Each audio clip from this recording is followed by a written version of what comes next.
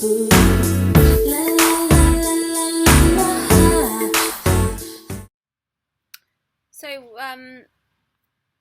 it's always been quite important to us, obviously, since we're going to be living on the water, that both girls are happy in the water and that they're not going to drown, because that would suck. So we've been trying really hard. They've been having swimming lessons with swim kids, which has been amazing. But I guess the point of this video is that I just want to show you all that we have taken into consideration. Like, it was one of the biggest fears for myself. It's weird actually, because I think about when we went to view this boat, when we bought it, how nervous I was of the girls around the water and stuff. And even now that I've just seen them on the boat without it being on the water, how confident they are just moving around. I remember when we bought it, everybody always said, the guys, Jeanette and Les, who we bought it from, said, it won't be the kids that fall in, it'll be you. And I get that, because the kids are like monkeys around it. Like, they climb on the roof. They don't, I mean, I'm the one that trips over the mushroom vents all the time, because I put the washing out on the roof. And every time I turn around, I trip over the centre line or something. And I'm not even clumsy. So Stu is the clumsiest person I've ever met. It's like, because he's tall, he can't get the message from his head to his feet quick enough, so he just trips over fresh air. It's hilarious. So he's going to be the first to go in, and I will put money on it. But anyway, yeah, so this time last year, Mollie had been having lessons since she was in preschool, at our local swim school. So, and she, she's done all right. She's not set the world on fire, but she's doing all right, coasting along. She got into level 2. She can kind of hold her own, but it's quite echoey there, and she couldn't really hear the instructions and stuff, but it was okay. We didn't really know any different, everyone else seemed to be doing okay, so we just kept it as it was. And then we put Isabel in for lessons, exactly the same age, and it was a disaster. She had her first lesson, and they basically put her at the deepest end of the baby bit, where she was, it makes me sweat thinking about it. She was so little, and in hindsight, she shouldn't have been in the water on her own without a grown-up with her, as in, like, one-on-one, a parent, I mean. And they gave her this noodle, and they had to do this horse thing where they put it between their legs, and you could just tell straight away, as soon as she put it between her legs, the buoyancy was too much, and too much of her body was submerged in the water, and it just put her off balance. So as soon as she set off, she managed to hold her own until she got, stupidly, halfway across the pool. And by this time, one of the teachers had got out the pool, and so was not anywhere to be seen, and the other one was shoulder deep, the opposite end of the line to Isabel, dealing with another child in the shallow end. And so Wizzy was just under. She was right next to the the float line that segregates the lanes. She was right next to that, so that was kind of on top of her, and she was upside down. The float was between her legs. Like, it was horrible to watch, so horrible. And I kind of left it a few seconds, and I thought, oh, they're going to see her, but no one was watching her. No lifeguard was watching her. I'm not a neurotic person, so I just was like, excuse me. And they ran over and got her. We made light of it and said she was being a Little Mermaid because we didn't want her to be scared, but it scared her. Can't take anything away from it. She was 3 and she was frightened, and so from that day she was like, I'm not just talking a bit scared, petrified of water. I don't like giving up, and I met with the head of swimming and complained about it, because it's not good enough, and she assured me that she wouldn't have drowned. In her 10 years of swimming, no one's ever drowned. but it wasn't good. It was not good. So I kind of made her go back a few more times, and they looked after her a bit better and stuff, but they were just pretty useless. Didn't even really talk to her. There was no anyway, enough bashing of the swimming lessons. So I pulled her out of the swimming lessons, and I thought, you know what, I'll just take her myself and it'll be fine. Well, it wasn't. She just wanted to hang on to me, and we needed to do something different, and she needed lessons. She needed something. So my head's really shiny. So I put a shout out on Facebook for some recommendations of swimming lessons, and kind of googled each of them to see where they were, and looked at the swimming pools and stuff. And the one that I thought I'd look at was called Swim Kids, and it's a franchise, so there's lots of different ones all around the country. But this particular one, Swim Kids, I don't want to get this wrong, Swim Kids South East and Wales. Anyway, Nikki. I'll put a link in the post anyway. So I spoke to Nikki, and she was horrified at what had happened to Whizz, and invited us to go and have a trial.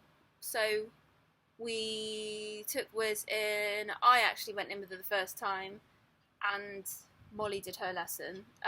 Mollie just got on with it. It's just Mollie. It was a bit different for her because she was in the deep end actually. So that made a huge difference because she couldn't put her feet down, and she's quite lazy. So she had to swim. So even after the first lesson, she improved.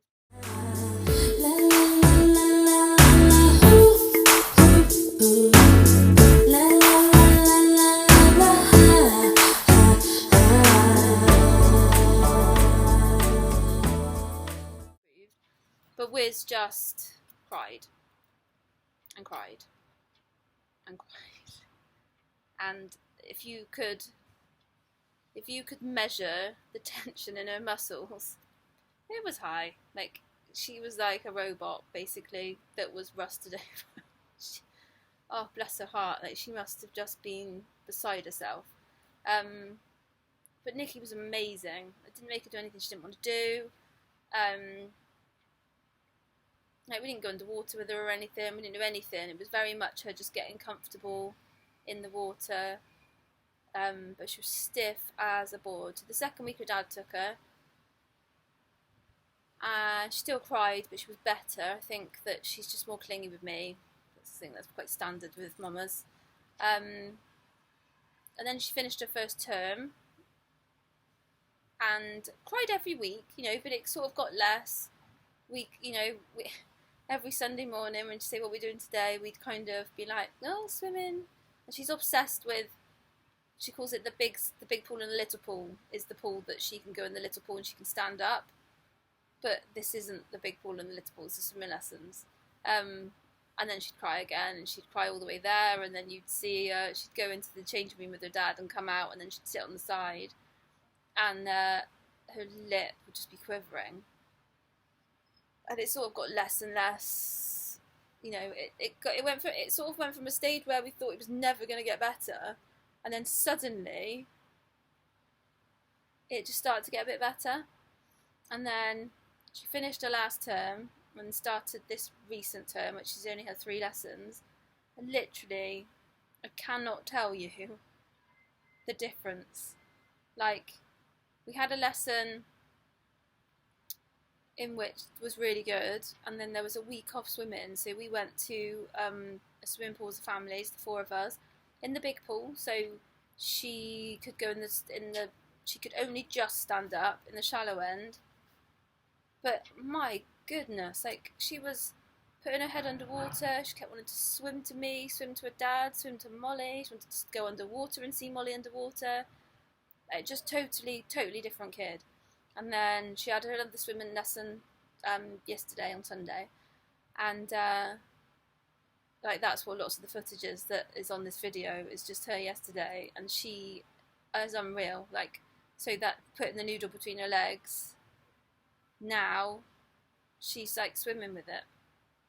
So something that nearly killed her last year is now something that she embraces and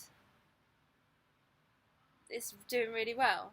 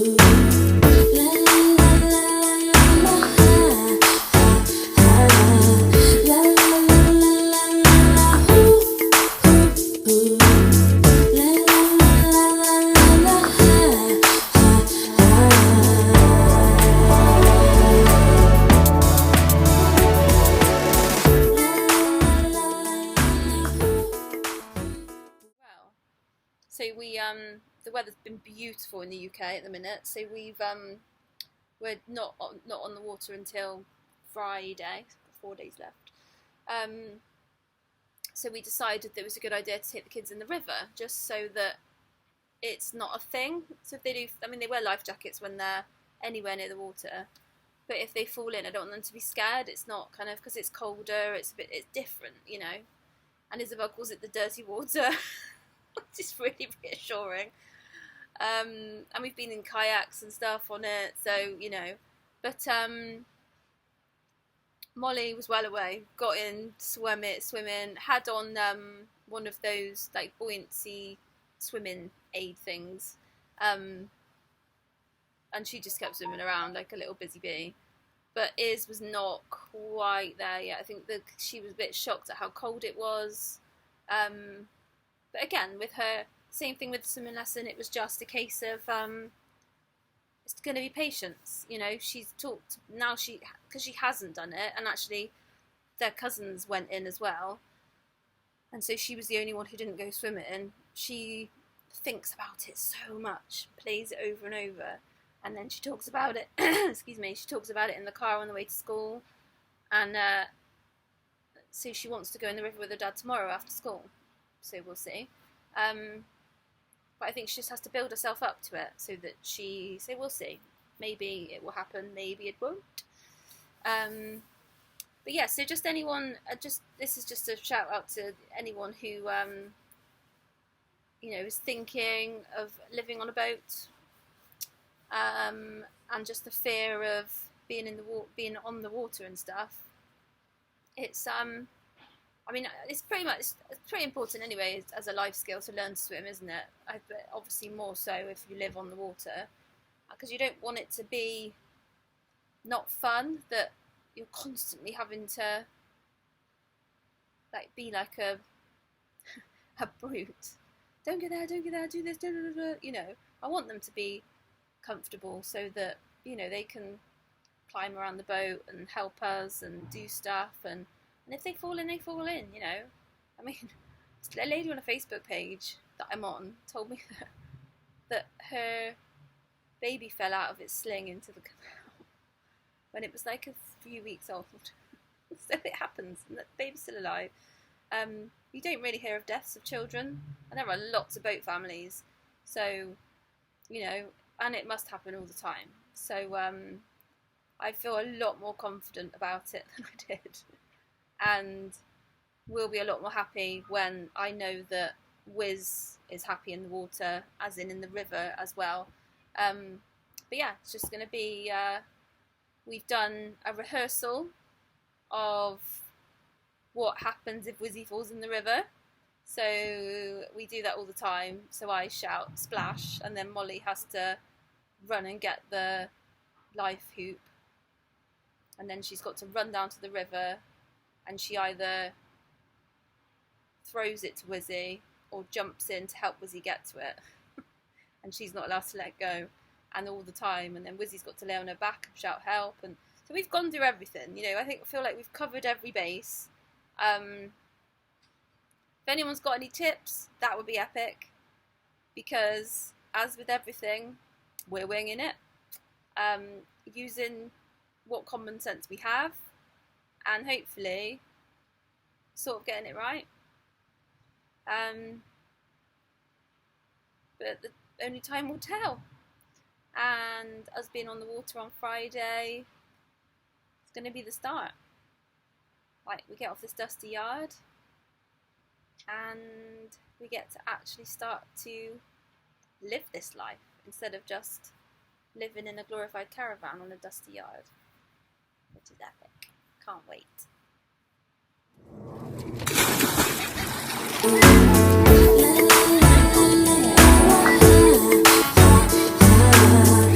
Good dive.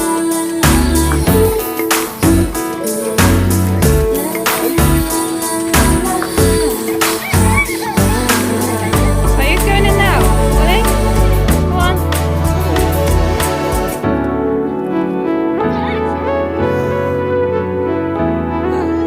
When you warm up quickly.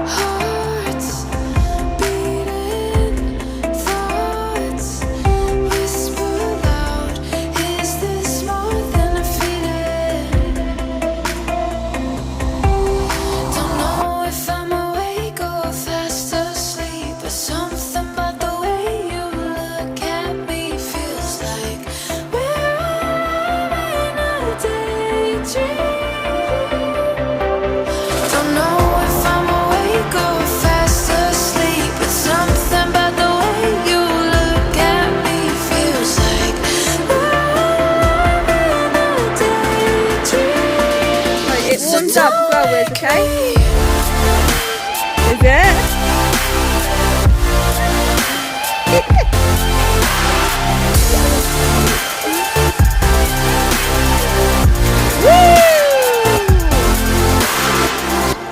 That's alright, you're fine, Whizz.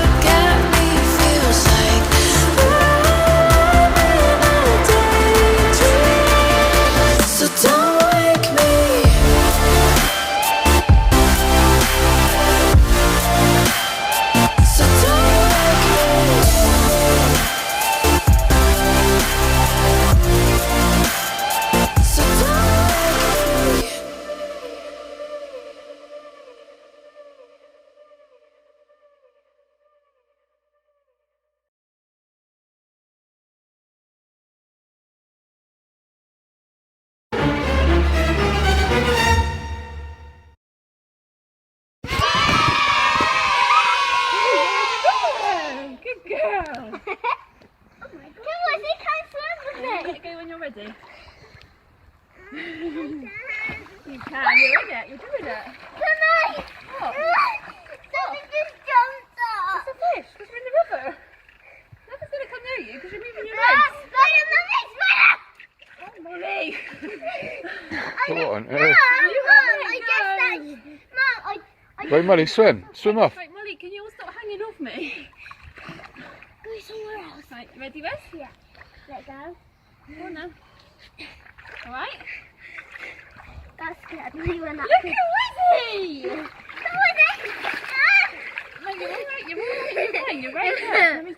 Mummy's right here. I think I need to sort my shoe out. Huh? My shoe's smaller. My shoe! Well, she's going to come off. My Hey, got it? It's alright. Wait, hold on to her. You don't lose any needle. You're fine. It's okay. Hold on to the needle. You don't need a shoe. Hold on to the needle.